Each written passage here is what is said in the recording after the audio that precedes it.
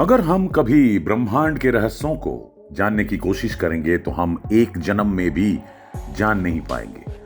और ब्रह्मांड के अधिकांश रहस्य अमेज़न नदी, जंगल और उसके आसपास के स्थानों में निहित हैं। आप सभी ने ये जगह के ऐसे फुटेज देखे होंगे जहां उन्होंने बहुत से अनजान और जंगली जीवों के बारे में बात की थी। लेकिन हमारे आज के वीडियो में हम कुछ ऐसी चीजों के बारे में बात करेंगे जिसका अमेज़न के जंगल से कोई लेना देना नहीं है। हमारे आज के वीडियो में हम बात करेंगे इस ब्रिज के बारे में। इतनी एडवांस टेक्नोलॉजी होने के बाद भी अमेज़न के ब्रिज क्यों नहीं बना? हम सभी इस बात से वाकिफ हैं कि जीवन जापान के लिए नदी पर पुल बनाना कितना महत्वपूर्ण है। ये पुल शहर और देशों के बीच संचार को जोड़ने में मदद करता है। जहां नवीनतम तकनीक की मदद से पुल बनाना संभव हो गया है, वहां अमेज़न नदी पर पुल बनाना क्यों संभव नहीं हुए? आज की आधुनिक तकनीक और आर्टिफिशियल इंटेलिजेंस के युग में बड़े बड़े पहाड़ों और नदियों पर पुल बनाना संभव हुआ है, लेकिन अमेज़न नदी पर पुल ना बनने के पीछे क्या कारण है? मैं आपको बताना चाहता हूं कि इसके पीछे कई कारण हैं। इन सभी कारणों को जानने से पहले हमें यह जानना होगा कि अमेज़न नदी इतनी खास क्यों है कि हम अमेज़न नदी पर एक वीडियो बना रहे हैं। और इस वीडियो के माध्यम से हम ये जानने की कोशिश कर रहे हैं कि अमेज़न नदी हमारे दुनिया के लिए कितनी महत्वपूर्ण है। तो चलिए शुरू करते हैं अमेज़न नदी से। आइए पहले जानते हैं कि वास्तव में अमेज़न नदी क्या है और ये वास्तव में कैसी है। अमेज़न नदी है पृथ्वी का सबसे बड़ा वर्षावन। यदि आप वर्षावन शब्द के बारे में नहीं जानते हैं तो मैं आपको ये बताना चाहूंगा कि वर्षावन एक ऐसी जगह है जहां वर्ष के अधिकांश समय भारी वर्षा होती है और जंगल हमेशा हरियाली से भरा रहता है। अमेज़न नदी 1725 मील तक फैली हुई है और अगर आपके मन में भी ये सवाल है कि इस जंगल की उम्र क्या है, तो मैं आप सभी को बताना चाहूंगा कि इस जंगल की उम्र 5 करोड़ साल है। जी हां, आपने सही सुना, ये लगभग 5.5 करोड़ वर्ष पुराना है। इस जंगल को ऑक्सीजन बेड भी कहा जाता है क्योंकि ये जंगल 20% ऑक्सीजन का योगदान देता है और यहाँ पर परिष्कृत पानी भी मिलता है। इस जंगल से बहती है अमेज़न नदी। अमेज़न नदी सबसे लंबी विकसित नदी है जिसकी लंबाई 6,200 से 7,200 किलोमीटर है और इसके आयतन से इसे सबसे बड़ी नदी कहा जाता है। नील नदी के बाद अमेज़न नदी दूसरी सबसे बड़ी नदी है। एक समय में ब्राजील सरकार ने एक रिपोर्ट प्रस्तुत की जिसमें कहा गया था कि अमेज़न नदी पृथ्वी की सबसे बड़ी नदी है। उनके अनुसार अमेज़न नदी की लंबाई 6,800 किलोमीटर है और नील नदी की लंबाई 6,650 किलोमीटर है।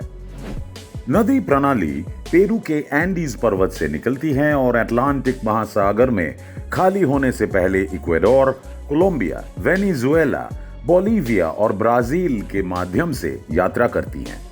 अमेज़न की 1100 से अधिक सहायक नदियां हैं जिनमें से 12 1500 किलोमीटर यानी कि 930 मील से अधिक लंबी है।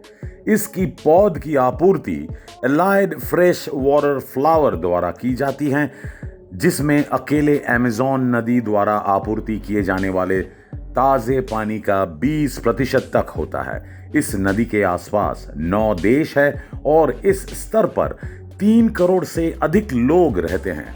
वह देश है Brazil, Peru, Bolivia, Colombia, Venezuela, Ecuador, Guyana, French Guiana और सूरीनाम। लगभग 2 से 3% जनसंख्या ब्राजील में रहती है। अमेज़न जंगल का वर्तमान हिसाब के अनुसार 300 से अधिक जनजातियां यहां पर रहती है। अभी भी वे पारंपरिक संस्कृति पर कायम है।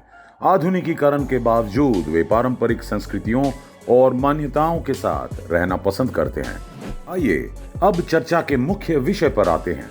अगर यहां इतनी आबादी रहती है तो क्या शहरीकरण और आधुनिकीकरण की कोई जरूरत नहीं है?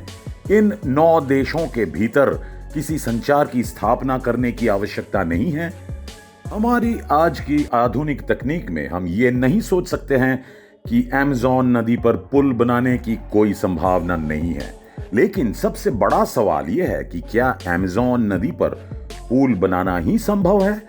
वर्तमान में हम मशीनों और कृत्रिम के युग में जी रहे हैं। पहाड़ी कठिन नदियों पर एक के बाद एक पुल बनते जा रहे हैं जो 100 साल पहले इंसान के लिए नामुमकिन था। लेकिन अमेज़न के जंगल में कोई पुल नहीं है। लेकिन यह बिल्कुल सच है कि अमेज़न नदी पर पुल बनाने में उनके सामने कई चुनौतियां हैं। और पहली चुनौती है मौसम, क्योंकि शुष्क मौसम में यहाँ की नदी बहुत स्वाभाविक रहती है। लेकिन असली समस्या तब होती है जब बारिश शुरू होती है। पानी 30 मील तक बढ़ जाता है। शुष्क मौसम में यदि 3 मील की क्रॉसिंग दूरी बढ़ जाती है तो मानसून के मौसम में इसे 30 मील तक बढ़ जा सकती है। आप सोच रहे होंगे कि इसमें कौन सी बड़ी बात है। मानसून में सभी जलाशयों का जल स्तर बढ़ जाता है, लेकिन अमेज़न नदी के मामले में यह बिल्कुल अलग है। जब उस समय वर्षा होगी तो यह निश्चित रूप से कोई नहीं कह सकता कि कौन सा डूबेगा और कौन सा नहीं। और ज्यादातर मुश्किलें यहीं से पैदा होती है, क्योंकि बारिश का निर्माण कहां होगा यह ठीक ठीक कहना संभव नहीं है। अब आप कल्पना करें कि यहां एक पुल बनाया गया था, लेकिन मानसून के दौरान अगर ये आगे या पीछे का किनारा डूब जाए तो क्या पुल किसी काम का होगा? क्या कोई इस पुल से यात्रा कर सकता है? इसके अलावा एक और कारण है। दरअसल अमेज़न नदी के दो पार की रेत बहुत नरम होती है और नदी के साथ पानी की मात्रा कमती रहती है। उन्नत तकनीक की मदद से इन मुद्दों को आसानी से हल नहीं किया जा सकता है। लेकिन सिर्फ अमेज़न नदी ही क्यों?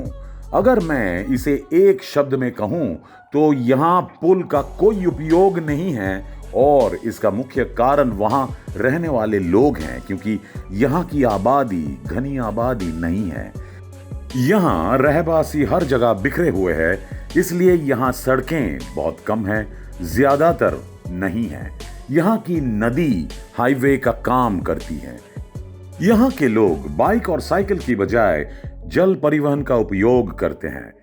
लेकिन इसका मतलब यह नहीं है कि वहां कोई पुल बनाने की कोशिश नहीं की गई थी। अमेज़न की एक सहायक नदी रियो नीग्रो पर 2 मील लंबा केबल ब्रिज बनाया गया था, जो कि ब्राजील के मैंस एंड इरांडोवा शहर में बनाया गया था। यह पुल लोगों के लिए बहुत फायदेमंद था। हालांकि यह ब्रिज अमेज़न के मुख्य क्षेत्र में नहीं था।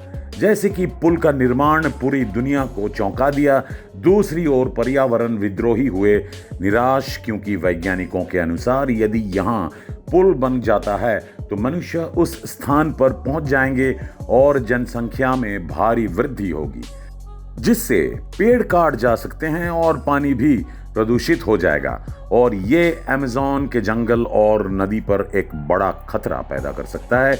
और हमने वीडियो की शुरुआत में सीखा कि अमेज़न 20% ऑक्सीजन और ताजे पानी में योगदान देता है।